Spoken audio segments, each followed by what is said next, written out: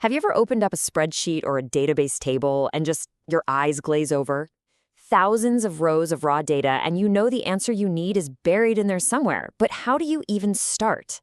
Well, today we're going to learn the SQL trick that turns that mountain of data into a single, simple, powerful number. Okay, so let's make this real. Picture this. You've got a table with 10,000 products. 10,000.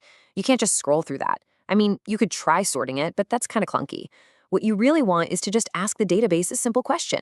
Hey, what is the absolute rock bottom cheapest price you have? That's the kind of question we're here to answer.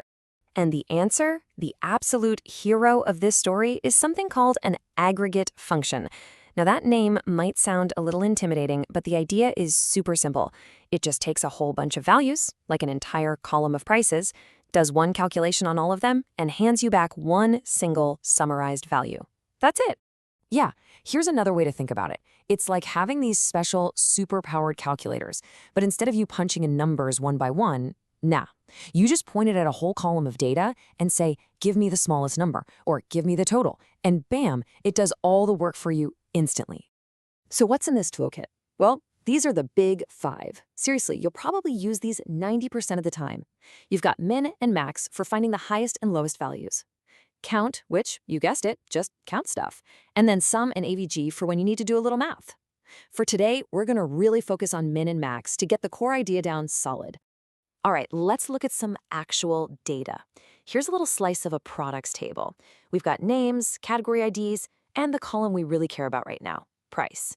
Now, forget the 10,000 rows for a second. Just looking at this tiny sample, can you spot the lowest price? Of course you can, right? It's 10. But we want the database to find it. And this is the cool part. Look how simple the SQL is. We literally just say, select the minimum of the price column from our products table. It's so direct, it's practically plain English. And boom, there's our answer. Notice it's not a table, it's not a list, it's just one number, 10. This is the magic of an aggregate function. It took all those different prices and boiled them down to the single answer we were looking for. Okay, so if that's how we find the lowest price, any guesses on how we find the highest? Yep, it's exactly what you'd think. We just swap out the min function for its total opposite, max. The rest of the query, the structure, stays exactly the same. And just like that, it scans the price column and pulls out the biggest number. Again, we've taken an entire column of data and turned it into one easy-to-understand piece of information. Okay, our queries are working great, but there's this one little annoying thing. See what the database called our result?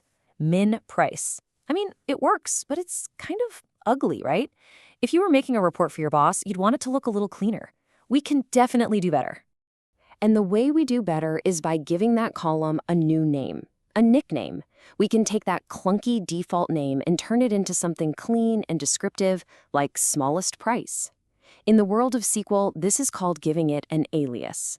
So how do we do it? With one simple, powerful little word, as. You just run your function, then say as, and then type whatever you want to call the column. It's a tiny change to your code, but it makes the final result so much easier for a human to read. All right, so we've totally mastered finding one single summary for the whole table. But what if we need more detail? What if the question isn't what's the cheapest product in the whole store, but what's the cheapest product in each category? Now that is a much more interesting and useful question. To answer that, we need to introduce a new friend, the group by clause. Here's how it works its magic. First, SQL looks at the category ID column. It scoops up all the rows for category 1 and puts them in a little virtual pile. Then it does the same for category 2 and so on. Then, after it's made all its piles, it runs our min function on each pile, one by one. And the result? One summary row for each category. So this is what the full query looks like. There are two key things to notice here. First, we're now also selecting the category ID itself. We need to see that in our results. And second, at the very end, we add group by category ID. That's the command that tells SQL how to create those piles before it does the math. And would you look at that result? Now that is useful information. This is so much better than just getting the number 10. We can now clearly see that the cheapest item in category 1 is 18, and the cheapest in category 2 is 10. This is what I'm talking about. This is where you combine aggregate functions and group by to get real insights. Okay, so let's do a super quick recap. What are the big things to remember? 1. Aggregate functions are your go-to tools for turning a whole bunch of data into one summary value. 2. Your core toolkit is min, max, count, sum, and avg. 3. Always use AS to give your results clean, readable names.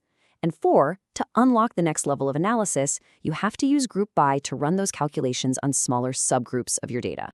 So we spent our time on min and max today, but I want to leave you with this question. Now that you have the tools, think about those other functions. What kind of awesome business questions could you answer? Could you find the total revenue per store using sum? Or maybe the average price of a product in each category with ABG? Or how about just counting the number of customers you have in each state with count? The possibilities are pretty much endless.